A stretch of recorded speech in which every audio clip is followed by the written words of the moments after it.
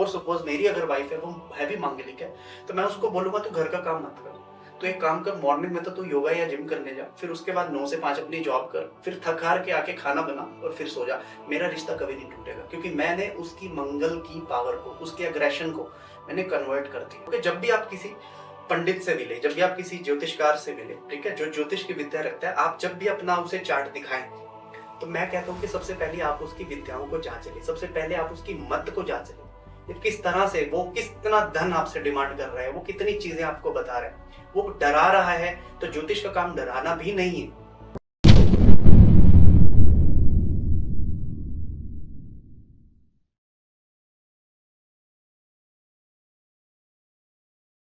क्या आपको रिलेशनशिप में कंफ्यूजन है, या फिर फैमिली में काफी लड़ाई झगड़े हो रहे हैं, या करियर में डायरेक्शन नहीं मिल रही, या फिर हेल्थ रिलेटेड काफी इश्यूज हैं? सो डोंट वरी, आज ही जुड़िए टीवीटी ट्रिनिटी से।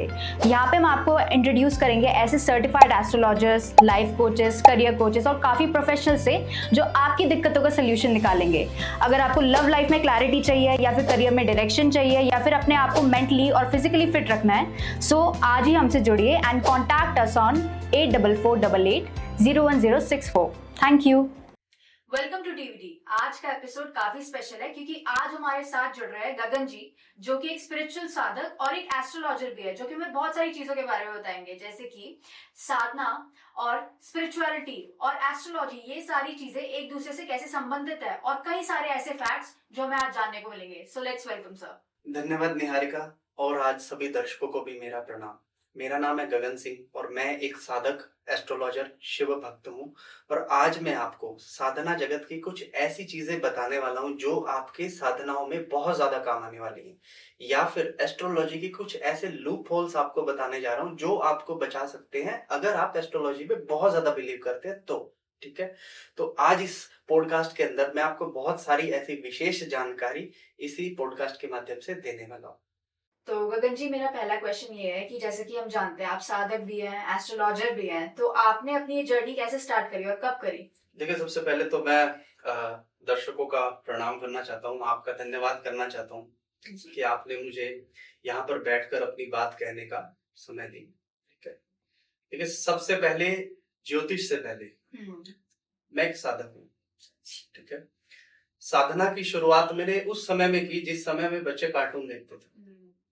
मात्र 5वीं क्लास के अंदर मेरे घर के अंदर एक माहौल था जहां पर मैं बहुत सारा मतलब के व्रत हुआ करते थे, मेरी मम्मी रखते थे, मेरे घर के अंदर रखते थे।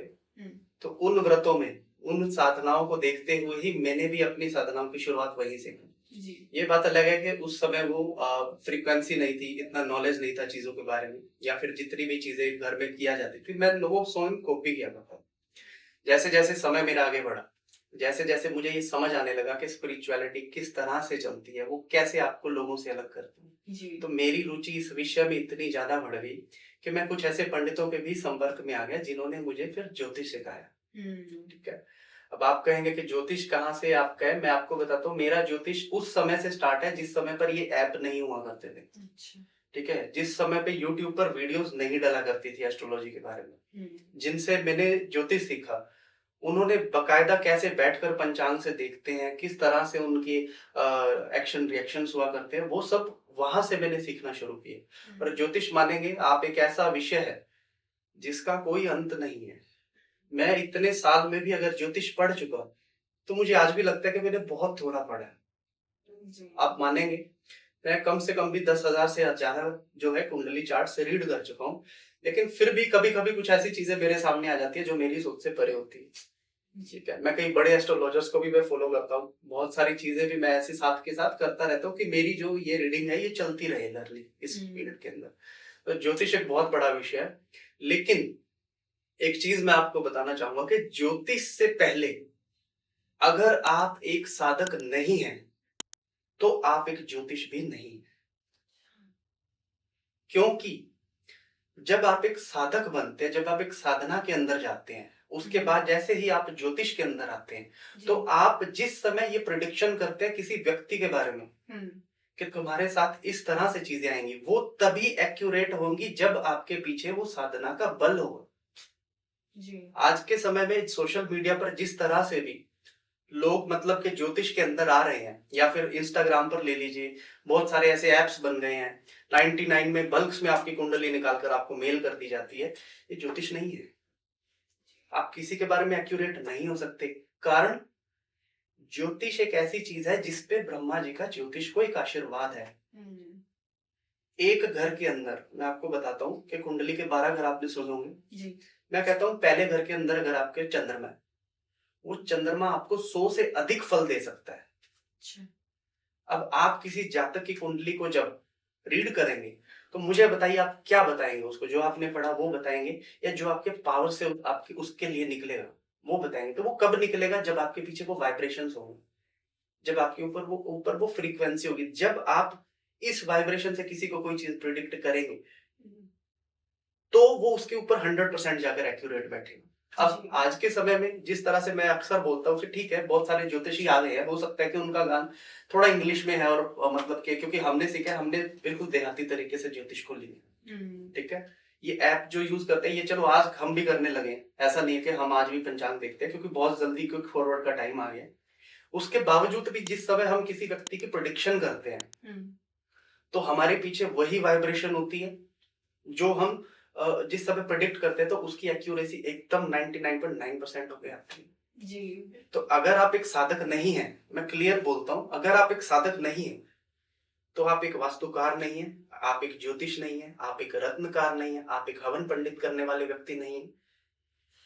तो साधना करना सबसे प्रथम चीज है। और सबसे पहले मैं भी बोलता हूं, मैं ज्योतिष नहीं हूं, मैं सबसे पहले साधक। वो बात अलग है कि ज्ञान मुझे किस समय में मिला, वो एक अलग चीज है, लेकिन साधक तो मैं बचपन से ही था, चाहे मतलब नहीं थे मेरे पास जी। लेकिन साधना मैं तब से ही लेकर चल रहा हूँ। तो यहाँ से मेरी जो जर्नी की जैसे जैसे शुरुआत होती गई, बहुत सारी चीजें आई, बहुत सारे परेशानी आई, क्योंकि जब आप एक साधक होते हैं, जब आप एक अध्यात्म के अंदर होते हैं जी, तब ये यूनिवर्स जो होता है ना, ये आपको बहुत सारी ऐसी प्रॉब्लम्स देना शुरू कर देता है कि आप साधना को छोड़ दो जी। ऐसी बहुत सारी चीजें, ऐसे बहुत सारे नुकसान मैंने अपने जीवन में सही, फिर भी मैंने साधना के पथ को कभी नहीं छोड़ा। और उसके बाद जो मुझे फलस्वरूप मिला, वो मिली आत्म जागृति, वो मिली क्या बोलते हैं उसको, आध्यात्मिक जागृति, स्पिरिचुअल ग्रोथ, स्पिरिचुअल अवेकनिंग। ठीक है, तो जब आप उस फील्ड के अंदर पहुंचते हैं तो उससे पहले बहुत सारे आपको इम्तिहान देने पड़ते हैं। तो ठीक है, एज एन ज्योतिषी, एज एन हीलर मैं हूँ, लेकिन उन सबसे पहले मैं अगर हूँ तो मैं सबसे पहले साधक। और ऐसा भी देखते हैं कि हम काफी केसेस आते हैं कि भाई, जैसे कि काफी आपने देखा होगा फेक एस्ट्रोलॉजर्स होते हैं, वो स्कैम कर देते हैं, पैसे ले लेते हैं, फिर काम नहीं करते हैं। तो हमें कैसे पता चलेगा कि हम सही एस्ट्रोलॉजर के पास जा रहे हैं? सबसे पहले मैं आपको एक चीज बता देता हूँ, ईश्वर से जुड़ी अगर कोई चीज है, ध्यान से सुनना जी, ईश्वर से जुड़ी अगर कोई चीज है तो वहां पर पैसा कभी नहीं आ सकता। ईश्वर व्यापार का विषय है ही नहीं जी। ये जो ज्ञान था, जो ज्योतिष का ज्ञान था, जो आयुर्वेद का ज्ञान था, ये कभी राजा नहीं करते थे, ये साधु ही करते थे, ये ऋषि मुनियों की प्रथाएं थी। लेकिन अगर साधु ऋषि मुनि धन कमाने पे आ जाए, इस चीज को प्रॉफिट में लाने के लिए, तो वो है ही नहीं फिर साधु, वो ज्योतिषी है ही नहीं। अब मैं आपको एक एग्जाम्पल देके बताऊंगा, क्योंकि बिना एग्जाम्पल के मे भी कुछ लोगों को समझ में ना आए। ठीक है, जयपुर के अंदर मेरी एक फ्रेंड ही थी। ठीक है, 2018 के अंदर उनको जो शादी का इशू था, ठीक है, शादी का इशू उनको आ रहा था, तो उन्होंने वहां पर किसी पंडित को अपना चार्ट दिखाया, और उनके चार्ट में अक्सर ये चीज बताई गई कि आप जो भी कर रहे हो, आप मांगलिक हो, जो भी शादी आप करोगे, ये शादी या तो आपकी टूट जाएगी या फिर आपके जो पति हैं उनका देहांत हो सकता है। अब ठीक है, ये बातें हमने भी सुनी है, बहुत सारी ऐसी चीजें होती हैं। अब उन्होंने क्या किया कि उस जब लड़कियों की शादी मतलब में मांगलिक दोष होता है, ठीक है, तो उसमें क्या करते हैं कि आपका कुंभ विवाह करवा दिया जाता है। अगर लड़कों का होता है तो उनका वृक्ष से विवाह करवा दिया जाता है। ठीक है, अब उस लड़की का जो है कुंभ विवाह से पहले करवाया गया। ठीक है, प्रॉपर 70-75 हजार रुपए एज ए दक्षिणा पंडित जी को दी गई। ये जयपुर की मैं बात बता रहा हूँ। ठीक है, अब आपका भाई, हमारी एक्सपेक्टेशन तो यही रहेगी कि ना, हमने पूजा ले ली, अब हमारे साथ कोई ऐसी ट्रेजेडी नहीं होनी चाहिए। ठीक है, शादी हुई, 3 महीने लड़के अपने पति के साथ रही, उसके बाद उनका फिर से वही मन मुटाव हुआ, उसके बाद वो अपने से अलग हो गए एक दूसरे से, और उसके बाद उनका डाइवोर्स हो गया। और ये सब करने के बाद जब उसकी मेरे से जब उसकी बात हुई, तब मैंने उससे पूछा कि भाई तुमने विवाह से पहले क्या अपनी कुंडली चार्ट्स दिखाए थे? जी दिखाए थे। क्या आपने पूजा ली थी? जी ली थी। तो फिर ये कैसे हो गया? बोले जी अब ये आप बताओ, आप मंत्र पढ़ दोगे, आप पूजा कर दोगे, आप सारे रिचुअल्स कर दोगे, लेकिन अगर आपकी बुद्धि के अंदर पैसा बैठा होगा ना जी, भूल जाइए फिर आपकी कोई भी चीज चल रही, क्योंकि आप किस वजह से कर रहे हो? धन कमाने के लिए कर रहे हो। आपने धन कमाने के लिए ये चीजें थोड़ी इकट्ठा की है। धन की वैल्यू क्या है? सच बताइए, एक साधक के लिए धन की वैल्यू क्या है? कुछ भी नहीं। अब यहाँ पर क्या हो जाता है, लोगों के साथ धोखा हो जाता है। और बहुत सारे, मैं जो बोलता हूँ, बहुत सारे एस्ट्रोलॉजर्स आ गए हैं, बहुत सारे ये चीजें बहुत ज्यादा ट्रेंड कर रही हैं आज के टाइम पे, है ना। तो लोगों को जितना धोखा, अब मेरे पास कोई ऐसा व्यक्ति नहीं है जो पहली बार आया हो एस्ट्रोलॉजी के अंदर। मेरे पास ऐसा कोई भी व्यक्ति नहीं जो फर्स्ट टाइम आया हो। मेरे पास जितने भी आते हैं सब पहले 10-15 एस्ट्रोलॉजर के पास जाकर फिर मेरे पास आए हैं। नया कोई है ही नहीं जिसके मैं पहली बार बताऊं। वो सब जानते हैं कि भैया मेरे फर्स्ट ईयर के अंदर ये है, सेकंड में ये है, नवमांश में, दशमांश में। मैं कहा ठीक है भाई, तुम्हें तो सब कुछ पहले से ही पता है, तो फिर मुझसे चाहिए क्या? बोले सर प्रेडिक्शन करो आप, ये सब तो हमें पता है, ये सब तो आजकल एप्स पे आ गया, ये सब बहुत इजी हो गया। तो बोले सर प्रेडिक्शन करके बता। तो फिर प्रेडिक्शन जब मेरी निकलेगी वो उन पिछले 10-15 एस्ट्रोलॉजर से हटकर ही होगी कुछ। तो यहाँ पर जब आप किसी भी, मैं बोलता हूँ पब्लिक के मतलब चीज बताता हूँ कि जब भी आप किसी पंडित से मिले, जब भी आप किसी ज्योतिषकार से मिले, ठीक है, जो ज्योतिष की विद्या रखता है, आप जब भी अपना उसे चार्ट दिखाएं, तो मैं कहता हूँ कि सबसे पहले आप उसकी विद्याओं को जांच ले, सबसे पहले आप उसकी मत को जांच ले, किस तरह से वो कितना धन आपसे डिमांड कर रहा है, वो कितनी चीजें आपको बता रहा है, वो डरा रहा है। तो ज्योतिष का काम डराना भी नहीं है जी। अब मैं आपको ये चीज डरा दूं कि मैम आप तो यहाँ से जाने के बाद आपके एक्सीडेंट के हो गए, आप तो मरने वाले हो, आप ये पूजा भी करवाओ तो बच जाओ, तो ये तो एक तरह से डर का बाजार हुआ ना। तो ये तो ज्योतिष नहीं है। और आप अगर एक सच्चे ज्योतिष हो, मैं लिटरली बता रहा हूँ, मैक्सिमम लोग जब मेरे से उपाय मांगते हैं तो मैं कभी कभी बोलता हूँ मुझसे उपाय मत लो। तो क्यों ऐसा? क्योंकि आप उपाय क्यों ना करो, मतलब सोचने वाली चीज है। हर बोलेगा कि आप ये उपाय कर दो। देखिए मुझे एक सिंपली आप एक चीज बताता हूँ, जब अर्जुन युद्ध के अंदर फंसा था, उसके पास साक्षात नारायण खड़े थे। अर्जुन ने बहुत प्रार्थना की, प्रभु इस युद्ध को रोक दो जी, कोई उपाय बताओ मुझे ऐसा। सामने जो खड़े हैं ये मेरा परिवार है, मुझे रोको, कैसे कैसे करके रोको प्रभु, आप तो नारायण हो। लेकिन क्या प्रभु ने रोका? नहीं। प्रभु ने क्या बोला कि युद्ध तो करना ही पड़ेगा जी। आप इस जीवन के अंदर आए हो, ये जितना भी आपका जीवन है 50 साल 60 साल, मैं बोलता हूँ हम लोग नहीं है 70-75 वाले, हम 50-60 साल ही काउंट करते हैं इसको। जितना भी आपका जीवन है, इस जीवन का उद्देश्य क्या है? शादी करना नहीं, इस जीवन का उद्देश्य धन कमाना नहीं है, इस जीवन का उद्देश्य सुंदर बनना नहीं है, कुछ भी करना नहीं है। इस जीवन का उद्देश्य है अपनी गति को अच्छी तरफ लेके जाना। तो अब यहाँ पर अगर आप मुझसे बोल रहे कि कोई मुझे उपाय दो, तुम लर्न कब करोगे? क्या करने के लिए आए? मजे काटने के लिए आए धरती पे? ये मजे काटने की जगह नहीं है। यहाँ पे एक बार ही मौका मिलता है कर्म करने का, बाकी सब देख लो अपने चारों तरफ में। ये जो चिड़िया उड़ रही हैं, ये जो पशु घूम रहे हैं, जो चींटियां घूम, ये सब कभी इंसान ही थे, बाहर से कोई आया ही नहीं। एलियन है नहीं, यहाँ पे यही लोग हैं, ये लोग ही थे। और आज ये कीट बनकर बोल रहे हैं। अब कोई कैसे मर जाता है, कोई कैसे मर जाता है। तो आप जिस उद्देश्य के लिए आए उसे पहचानो, उसके साथ अपना काम करो। तो फिर हर चीज का उपाय क्यों लेते हो आप? कुछ चीजें खराब है, मैं मानता हूँ, सबकी जिंदगी बेस्ट नहीं। क्या शाहरुख खान की जिंदगी बेस्ट है? क्या अनिल अंबानी की जिंदगी बेस्ट है? नहीं है। 1 करोड़ रुपया मैं आपको देता हूँ, मुझे गारंटी दे दीजिए कि आप सबसे सुखी होंगे धरती पे। कोई गारंटी नहीं है, आप दे नहीं पाएंगे। मैं देता हूँ 1 करोड़, नहीं दे पाएंगे आप गारंटी, क्योंकि ये मन तो उछलता रहेगा। तो सीखना क्या है? मन को कंट्रोल करना, भागना नहीं। आप 10 के पास जा रहे हैं एस्ट्रोलॉजर, आप 20 एस्ट्रोलॉजर के पास जा रहे हैं, आपको ट्रैप में फंस जा रहे हैं, आप पैसा बर्बाद कर रहे हैं, लेकिन मिला क्या इतना कुछ करने के बाद? 30 साल के आपके जीवन में, आपका जो जीवन है वो मान लीजिए 30 साल का आपका जीवन है। एक दिन मुझे आप बता दीजिए जिसमें आपके अनुसार सारी चीजें हुई हो। नहीं है ना जी। आने वाले 30 साल में भी नहीं होंगी। होगा वही जो प्रारब्धों में लिखित होके आपके पास आया, उसके सिवा कुछ नहीं। तो फंसिए मत।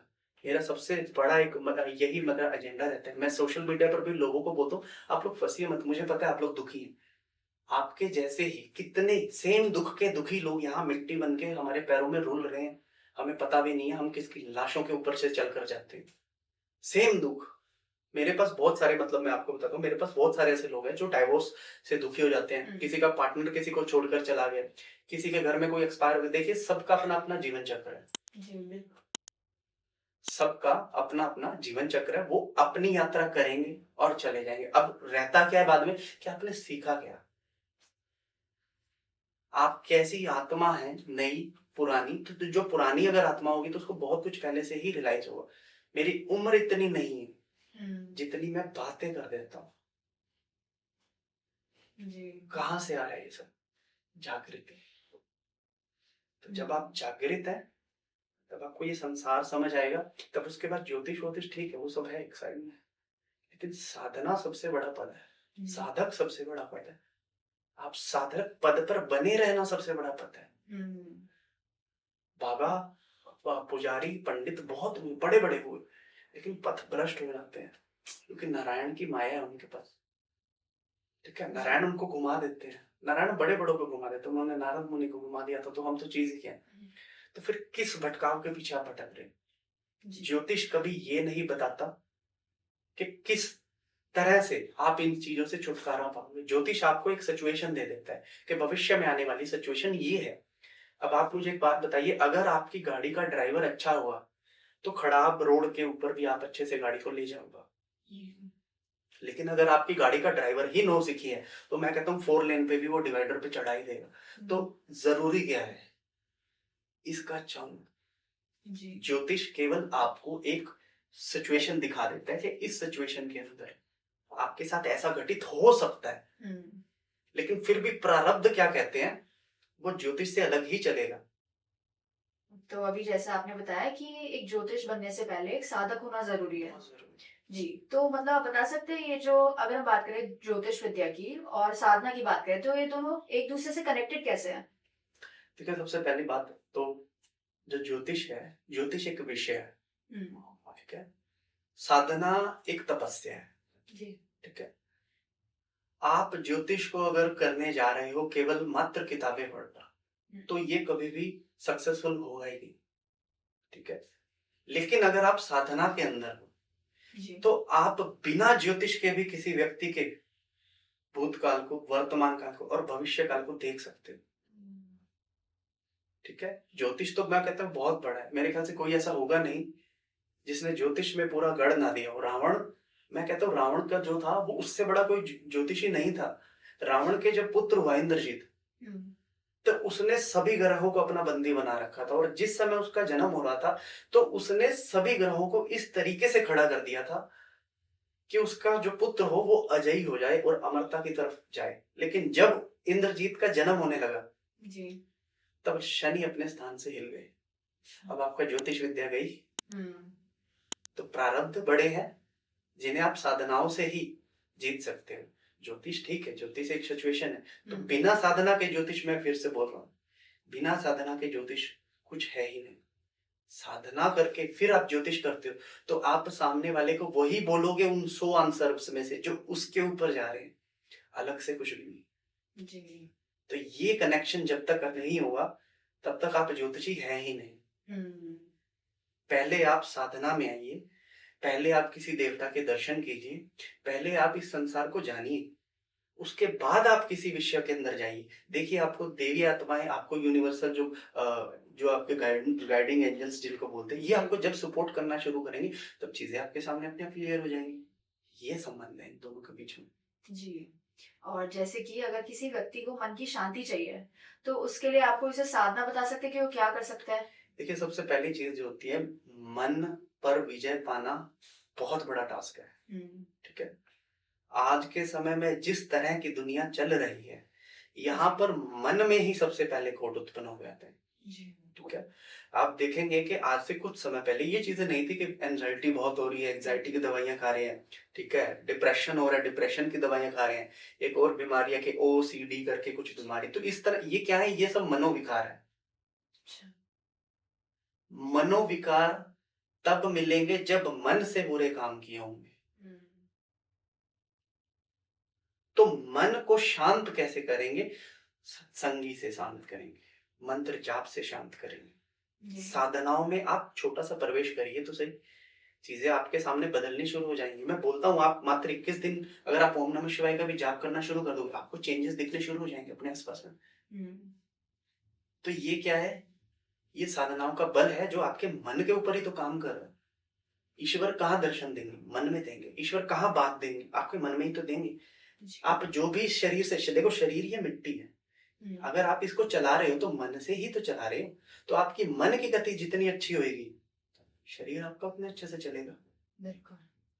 तो मन को अगर आप शांत करना चाहते हो तो सबसे पहले अपने आसपास के एनवायरनमेंट को देखना शुरू करो।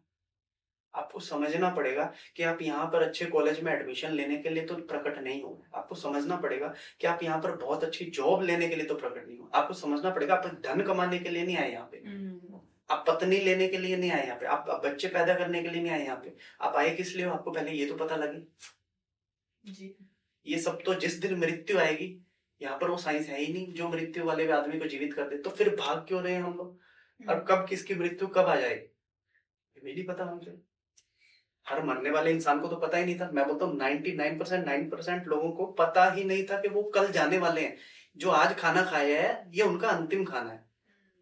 आज जो भी जिससे भी मिलकर आ रहे हैं वो अंतिम बार मिल रहे हैं। अब उसके बाद वो नहीं मिलेंगे। अब उसके बाद उनका यहाँ पे कोई लंच ब्रेकफास्ट नहीं होगा।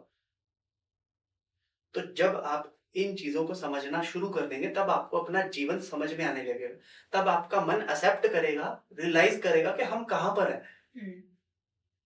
और जब आप ये एक्सेप्टेंस आपके अंदर आ जाएगी ना, तब आपका मन शांत होगा। अन्यथा आप जितनी मर्जी रेमेडीज कर लीजिए, रुद्राक्ष पहन लीजिए, ऋषिकेश में जाकर योगा कर लीजिए, जो मर्जी कर लीजिए, केदारनाथ जाइए, जगन्नाथ जाइए, कुछ नहीं होने वाला। मन से अगर आपने कुछ नहीं किया, आप जा रहे हैं, देख रहे हैं कितना भीड़ जाती है, क्या वो मन से तैयार हुए जाने के बाद भी? महाकुंभ लगा था 144 साल के बाद, बता रहे थे कितने लोग वहां पर स्नान करने गए।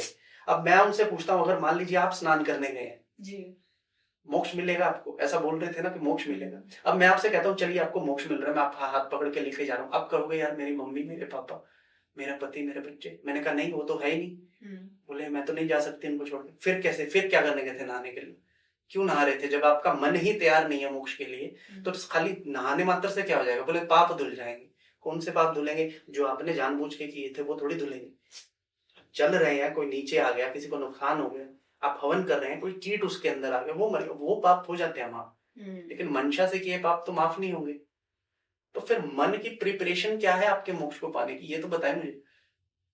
उपाय हैं सो हमारे इतने सारे ग्रंथ हैं, इतने सारे मंत्र हैं, इतनी सारी साधनाएं हैं, इतने सारे मंदिर हैं, ज्योतिर्लिंग है, शक्तिपीठ है, लेकिन क्या आपने अपने मन को एक बार विजिट किया? ये कैसे काम करता है कि आपको पता लगा अभी तक इतने साल की उम्र में? तो जब आपने मन पर काम नहीं किया तो आप मोक्ष को एक्सेप्ट नहीं कर सकते। आप खुद अपने मुख से, ये जितने भी लोग नहा कर आए हैं मांग, ये खुद मुख से कहेंगे प्रभु अभी हमें मोक्ष नहीं चाहिए। बोले क्यों? बोले प्रभु 2 साल और दे दो हमें। 2 साल में क्या करोगे? बोला अभी मेरे बच्चे छोटे हैं। तो बच्चे तो अपनी यात्रा पे हैं, आप अपनी यात्रा पे, चलो मोक्ष को नहीं जाना, मैं नहीं छोड़ सकता बीवी।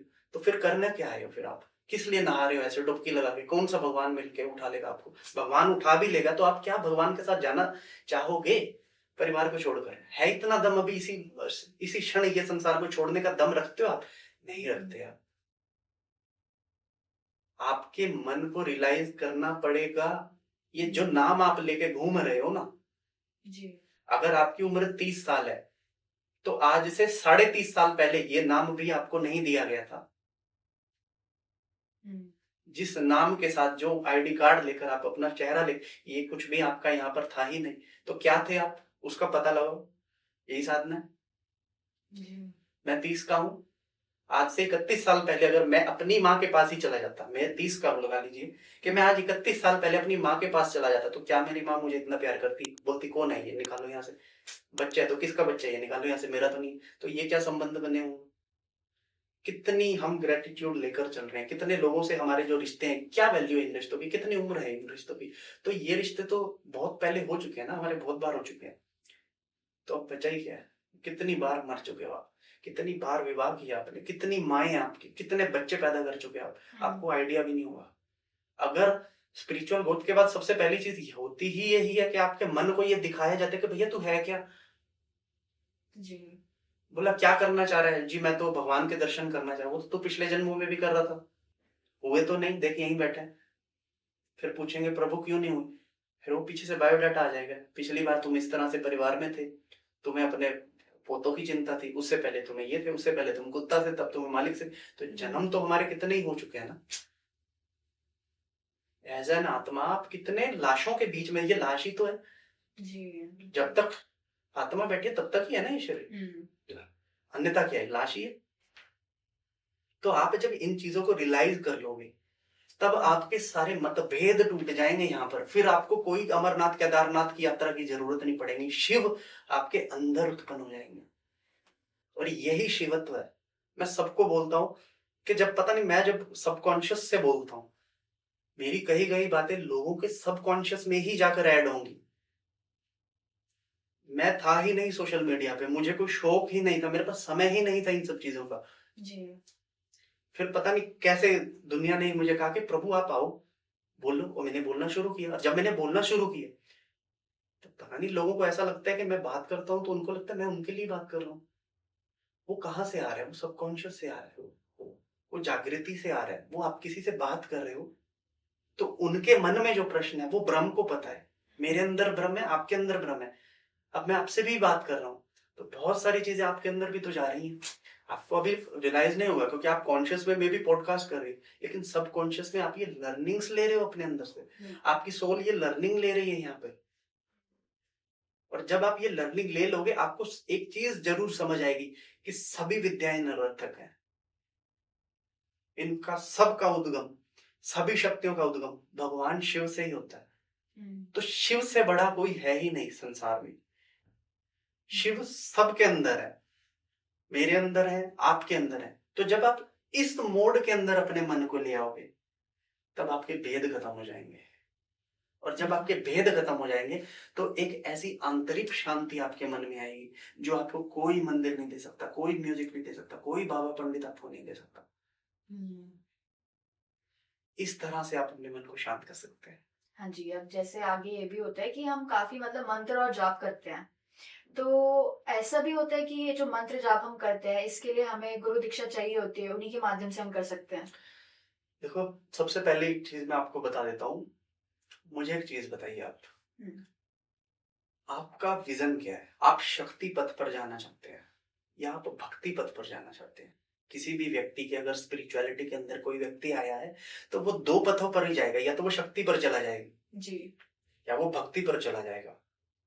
ठीक है, अगर कोई व्यक्ति भक्ति के पथ पर है तो सारी शक्तियां उसके पैरों में संगत है।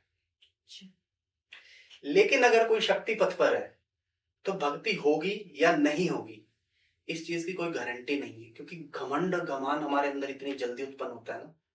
काम, क्रोध, मोह, लोभ, अहंकार, ये जब तक ये बॉडी है हमारा तब तक ये छोड़ेंगे नहीं हमको। तो अगर आप शक्ति पथ के राही, तो अगर इनमें से किसी ने भी आपका शिकार कर लिया तो यहाँ से भक्ति चली जाएगी। जितने भी तांत्रिक हैं जो गलत क्रियाएं कर रहे हैं, मुझे आप एक बात बताइए, ये सोच के इस फील्ड में नहीं आए थे कि हम किसी लड़की को अपने वश में कर देंगे, हम किसी का वशीकरण कर देंगे, हम किसी पे तंत्र मंत्र यंत्र गणंत्र कर देंगे, ये करने थोड़ी आए थे। किस भगवान ने कहा है ऐसा कि आप किसी पर ऐसा कर दो? भगवान शिव ने ये थोड़ी कहा था कि पार्वती से तंत्र में कि आप किसी लड़की का सम्मोहन ऐसे करो, आप किसी का वशीकरण ऐसे करो। ये भगवान शिव ने तो नहीं कहा मां पार्वती को। आपको लगता है भगवान शिव ऐसी चीज करेंगे? तो ये कौन कर रहा है? ये घमंड कर रहा है, ये लालच कर रहा है जी। तो आप जब शक्ति पथ पर हो और आपको अगर ऐसी चीजों ने घेर लिया तो आप अपनी गतियों को बांध दिया। अब आपका यहां से कोई गति आप नहीं पा सकते अगर आपने किसी का बुरा कर दिया तो सबसे पहले जब आप मंत्र जाप की बात करते हो तो आपको देखना है कि आप शक्ति पथ पर जाना चाहते हो या भक्ति पथ पर जाना चाहते हो। मैं भक्ति पथ का राही हूं और मैं सब शक्तियों को समझता हूं, लेकिन अगर मैं शक्ति पथ का राही होता, भक्ति क्या होती है मैं सिर्फ 10% ही बता सकता आपको। तो जब आप भक्ति पथ के ऊपर जाते हो, जिसके लिए मैं सब 90% लोगों को बोलता हूँ कि भैया आप भक्ति पथ पर चलो, आपको सारी शक्तियां मिलेंगी। लेकिन आजकल लोगों के विजन्स मैं बता देता हूँ, इंटरनेट देख देख कर लोगों को थर्ड आई चाहिए। सबको आंखें बंद करके टीवी देखना है, सबको किसी के बारे में सब कुछ पता लगाना है। सबको शक्तियां चाहिए, सब बाबा बनना चाहता है, सब अघोरी विद्या करके कोई पिशाचनियां लेना चाहता है, कोई 1.5 फुटियां लेना चाहता है, कोई जिन जिन्नात भूत चोट। मतलब कर क्या रहे हो भाई? मिलेगा क्या इन सबसे? कितनी उम्र लेके बैठे तुम? बोले 30 साल और बचे। मैं 35 का हूं। 30 साल में तुम क्या उखाड़ लो? ऐसी चीजें लग गई तो तुम्हें क्या पता कि वो तुम्हारा क्या बेनिफिट उठा रही है? मुझे बताओ। बहुत ट्रेंड करता है, लोग बोला कर्ण पिशाचनी साध लो, बोला अप्सराएं साध लो। आपको किसने कहा ये सब साधने के लिए? आप जिन जिन्नात साधते हो। तो बोला हम गद्दी लगाएंगे, लोग हैं पैसा कमाने के लिए ये सब कर रहे हो। मृत्यु के बाद आपकी आत्मा को जाने नहीं दिया जाएगा। ये जितनी भी एंटिटीज हैं, इनकी उम्र का आप अंदाजा नहीं लगा सकते। कि जो करते हैं ना, मैं बोलता हूँ कि एक बहुत ट्रेंडिंग में चला, बोला 1.5 फुटिया साधने। क्यों साधने आपको वो गंध? बोला वो पैसे ला कर दे देगा कहीं से भी, कमा कर खा लो। बोला दृष्टि चाहिए। क्यों चाहिए दृष्टि? दृष्टि मिल जाएगी तो मैं लोगों को यहाँ बिठाऊंगा, लाइन लगवाऊंगा, दरबार चलेगा मेरा, मैं लोगों को बताना शुरू करूंगा। मन में क्या है? पैसा। जी। तो फिर आप कर क्या रहे हो? आप बिजनेस ही कर रहे हो फिर ये। और जब आप बिजनेस करना शुरू कर दे, तो मैंने फिर बताया भक्ति पथ पे शक्तियां आपके पास रहेंगी, शक्ति पथ पे भक्ति रहेगी नहीं रहेगी इस चीज की कोई गारंटी नहीं है। 90% शक्ति पथ वाले भटके हुए आज की डेट में। जी। तो मंत्र जाप आप जो कर रहे हो वो अपने लिए कर रहे हो। आजकल तो मंत्र जाप भी ये सोच के डिसाइड करते हैं कि कौन से देवता ज्यादा ताकतवर है। बोला भैरव की करो। भैरव की क्यों? शिव की क्यों नहीं करते?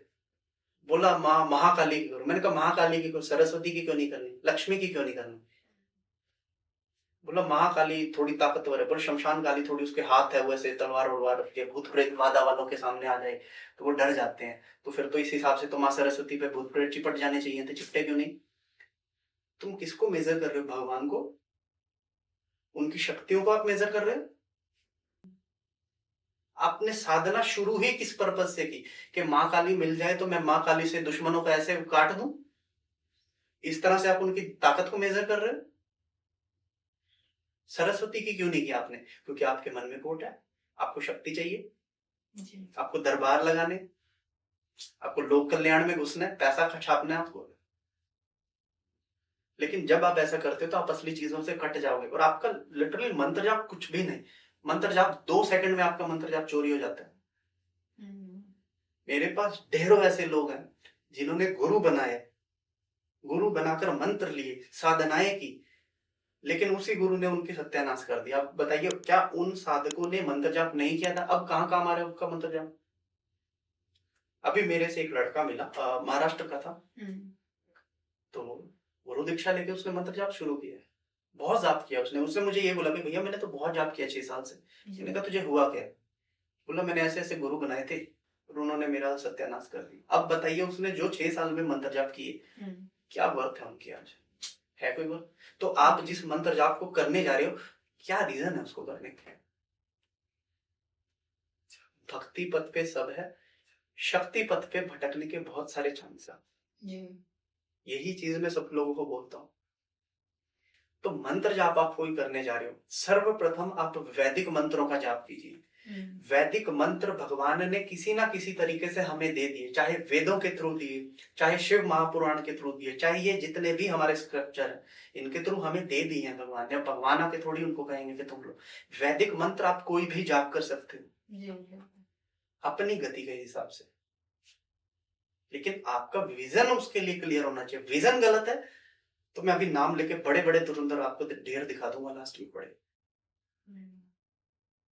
तो मंत्र जाप जब भी आप कर रहे हो तो आप अपने लिए स्टार्ट करो। आप देखो प्रभु के लिए कि प्रभु क्या आ रहा है, मुझे बताओ, मुझे दिखाओ तो सही मैं हूं क्या जी। तो इस तरीके से आपको किसी भी मंत्र का जाप करना चाहिए। तो गगन जी आपने अभी काफी अच्छे से ये चीज बताई। तो अगर हम मतलब इस चीज का प्रश्न जाने कि अगर किसी को गुरु दीक्षा की जरूरत होती है कि नहीं, अगर कोई मंत्र जाप करना है, तो आप हमारी ऑडियंस को क्या जवाब देंगे? देखिए सबसे पहले मैं एक चीज कहूंगा कि आपको राम राम राम कृष्ण कृष्ण कृष्ण करने के लिए किसी गुरु की आवश्यकता नहीं है। आपकी आत्मा ही आपके सबसे बड़े गुरु है। अगर आप आज यहाँ तक आए हैं तो किसी न किसी तरीके से पहुंचे हैं ना यहाँ पर, तो आपको फिर किसी से गाइडलाइंस लेने की जरूरत क्या है? गुरु दीक्षा एक ऐसा विषय है जो आप डिसाइड नहीं करते, ये आपका आध्यात्मिक लेवल डिसाइड करेगा, आपके बैकएंड में कौन सी शक्ति चलती है वो डिसाइड करेगी। आप हैं भक्ति पथ के, जाकर आप काली भैरव के साधक से गुरु दीक्षा ले ले, 2 मिनट में आपका सब टूट के खराब हो जाएगा। तो गुरु दीक्षा डिसाइड करती हैं आपके पीछे जो शक्तियां बैठी हैं। आप राम राम राम करना शुरू कर दीजिए, राम आपकी एक दिन सुन लेंगे और आपको सही गुरु उसी दिन मिल जाएगा। जी। ये ईश्वर का और आपके पीछे जो शक्ति है ये उनकी बात है, आपकी नहीं। तो गुरु दीक्षा अगर आपको लेनी है वो तब लीजिए जब आपका मन कहीं पे एकदम से लग जाए, और मानेंगे नहीं आप, आपके गुरु अपने आप बन जाते हैं, बनाना नहीं पड़ता। जिसके कंठ से कोई शब्द निकलकर आपकी आत्मा को सही गति प्रदान कर दे वही आपका गुरु। और राम राम राम करने के लिए किसी गुरु की आवश्यकता है ही नहीं। हाँ, वो बात अलग है, अगर आप कुछ अग्रेसिव साधनाएं करना चाहते हैं तो फिर तो आपको गुरु चाहिए, और फिर वही गुरु लीजिए जो सामर्थ्य वाला हो। हर किसी को गुरु नहीं बनाया जाता। जी। तो गगन जी, आप काफी कार्मिक बॉन्ड्स के बारे में बात करते हैं, तो आप ये बता सकते हैं कि आजकल जो लोगों के रिश्ते टूट रहे होते हैं तो मतलब वो कैसे आप ठीक कर सकते हैं, क्या कैसे, मतलब सोल्यूशन क्या है इसका? देखिए, सबसे पहली चीज मैं आपको बताता हूँ कि मेरे पास बहुत सारी ऐसी कॉल्स है जहाँ पर लोगों के डाइवोर्सेस लग गए हैं, जहाँ पर उनके रिलेशनशिप्स ब्रेक हो गए हैं, जहाँ पर एक्स्ट्रा मैरिटल अफेयर स्टार्ट हो गए हैं। आपको मैं एक चीज बताऊंगा कि ये जितने भी आत्माओं के साथ आप संबंध बनाकर यहाँ मृत्यु लोक में बैठे हो, ये सब आपके लेने देने वाले लोग हैं जी। यहाँ पर अगर आपको एक कांटा भी लगता है तो उसके पीछे आपके कर्म जिम्मेदार होते हैं। तो अगर आपको लग रहा है कि आपका डाइवोर्स लग गया तो वो डाइवोर्स आपका इसीलिए लग गया क्योंकि उस आत्मा का आपसे या लेन था या देन था, और जैसे ही ये लेन देन खत्म हुआ के संबंध टूट गए। यहाँ कोई किसी के साथ नहीं रहता जब तक कि उनके बीच में किसी तरह का लेन देन ना हो, कोई कार्मिक अटैचमेंट्स ना हो। जी।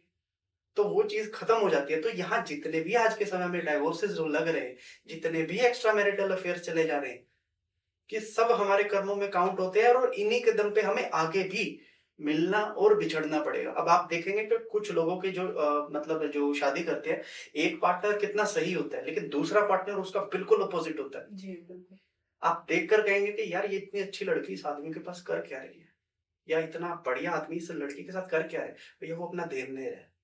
जितने टाइम तक उसको देन देना है, जितने तीव्र तरीके से देना है वो देगा, और जिस दिन उनका लेन देन खत्म होगा आप अपने आप अलग हो जाएंगे। यही सिद्धांत है हमारे कार्मिक का, जिसे हम सोलमेट बोलते हैं। वो आपके सब कार्मिक मेट है, सोलमेट नहीं है। सोलमेट जिस दिन आपको मिल गया तो आपकी सोल अच्छी दिशाओं की तरफ गति कर जाएगी, लेकिन ये जितने भी आपके पति बन रहे हैं, बच्चा बन रहे हैं, माता पिता, ये सब आपके कार्मिक मेट है। तो जो संबंध बन रहे हैं और बिछुड़ रहे हैं ये सब हमारे कर्मों के अनुसार है। और आजकल गगन जी हम काफी मांगलिक दोष के बारे में सुनते हैं कि, तो इसका आप उपाय बता सकते हैं क्या हो सकता है? देखिए, सबसे पहली चीज, मांगलिक दोष एक ऐसा दोष है, मेरे ख्याल से 60% लोग, मैं कहता हूँ कि मांगलिक होंगे, ऊंच के होंगे, नीच के होंगे, है ना, हाई होंगे, लो होंगे, या फिर अच्छे में होंगे, बुरे में होंगे। लेकिन मंगल क्या है? मंगल एक ऊर्जा का स्रोत है। मंगल रेड कलर का एक प्लेनेट है जी। जो बहुत ज्यादा एनर्जी आपको देता है। अब ये जो 9 ग्रहों का हम नाम लेते हैं, ये 9 ग्रह कहाँ है? ये हमारे पंच तत्वों के शरीर में है। अगर आप एक मांगलिक है, अगर आप एक उच्च की मांगलिक है, तो आपके अंदर एक अग्रेशन रहेगा किसी काम को लेके। अगर आपके घर की कहीं पर फाइट हो जाती है, लड़ाई हो जाती है, तो जो मांगलिक होगा ना, सबसे पहले वो लड़ने आएगा कि तुम ऐसा क्यों कर रहे हो। तो मैं कहता हूँ कि हर घर के अंदर एक मांगलिक होना चाहिए। फिजिकल एक्टिविटीज में सबसे तेज होते हैं। जितने स्पोर्ट्समैन हैं आप देख लीजिएगा, 90% सब मांगलिक हैं, क्योंकि मंगल उनको पावर दे रहा है फिजिक्स की। अब इस चीज को किस तरह से करता, अब ठीक है आपका विवाह करवा दिया, कुंभ से करवा दिया, लेकिन मैं आपको एक चीज बताता हूँ। सपोज कीजिए कि आप मांगलिक है, ठीक है, अब आपकी शादी किसी ऐसे व्यक्ति से हो गई जिसने आपको अपने घर बिठा दिया। अब घर पे बोला कि तू घर संभाल। आपकी पावर इतनी एक्सेस में मंगल आपको देता है कि ये पावर ना आप डाइजेस्ट कर पाएंगे, ना आपका पति डाइजेस्ट कर पाएगा, और होगा आपका सेपरेशन या डाइवोर्स। अगर आपका पार्टनर मांगलिक है, आप उसके मंगल की पावर को कहीं पर लगा दीजिए।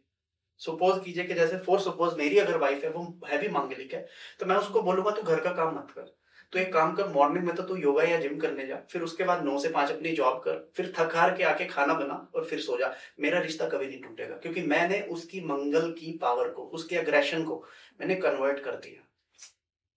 अब लड़ाई नहीं होगी, क्योंकि वो थक जाएगी ना, तो लड़ाई का चांस ही नहीं बनेगा। लेकिन अगर उसी लड़की को, हैवी मांगलिक को, मैंने घर बिठा दिया, तो 3-4 दिन के अंदर उसकी मंगल की पावर इतनी एक्सेस में बढ़ जाएगी कि या तो उसके मन में डिस्प्यूट्स आ जाएगा, या वो मुझसे खुद ही डिस्प्यूट कर लेगी और हमारा सेपरेशन होगा, हमारा डाइवोर्स हो जाएगा। तो मंगल को यूज कर लीजिए आप। कोई मांगलिक है तो उसके पास अग्रेशन ज्यादा रहेगा। आप नॉन मांगलिक हो, आप उसको कहीं, आपका अगर मान लीजिए कि पति अगर आपका बहुत ज्यादा मांगलिक है, ठीक है, आप अपने पति को बोलो कि मुझे बाइक राइड करनी है, इतना लंबा जाना है, मुझे 1000 किलोमीटर लेके जाओ, आप 2-3 महीने में एक बार बोल दीजिए, देखिए वो मना नहीं करेगा, वो कहेगा हाँ मैं ले जाऊंगा, क्योंकि उसके अंदर एग्रेशन बोल रहा है ना, वो ले जाएगा आपको 1000 किलोमीटर बिना रुके लेकर जाएगा। तो इस ऐसा करने से क्या हो गया, आपने उसके एग्रेशन को एक पॉइंट दे दिया, अब वो अपनी लिमिट तक जाएगा, उसका एग्रेशन खत्म हो गया, और आपके जो भी शादी हुई है उसमें कभी कोई दिक्कत नहीं आएगी। लेकिन अगर आपने अपने पति को बिल्कुल किसी तरह से लाइमलाइट में ले लिया, आप आलसी हैं, आप संडे के दिन भी बोलते हैं कि मुझे आराम ही करना है, वो मांगलिक है भैया, उसको तो घूमना फिरना एडवेंचर करना है, तो आपकी शादी टूटी समझिए। जी। मैक्सिमम मेरे पास मांगलिक वाले केसेस में यही सब हो रहा है, तो मैं यही सबको सलाह देता हूँ कि आप उसके मंगल की पावर को यूज कर लीजिए किसी तरीके से। अब मत उसको घर पर बिठा के रखिए, आप उसको बोलिए बाहर जाके कमा, आप उसको बोलिए कोई एक्टिविटी कर, आप जुम्बा क्लासेस कर, डांस क्लासेस कर, योगा क्लासेस कर, जिम कर, कुछ भी कर, बट कर। जी। तो जब आप इस तरीके से मंगल को गति दे देना, तो आपको मंगल दोष भी जिताएगा ही। आप लोगों ने मुझसे बहुत विषयों के बारे में जानकारी ले ली होगी, लेकिन अगर आपके मन में अभी भी कोई प्रश्न है, या फिर अगर आप लोग मुझसे कंसल्ट करना चाहते हैं, तो स्क्रीन पर दी गई जानकारी पर आप मुझे संपर्क कर सकते हैं।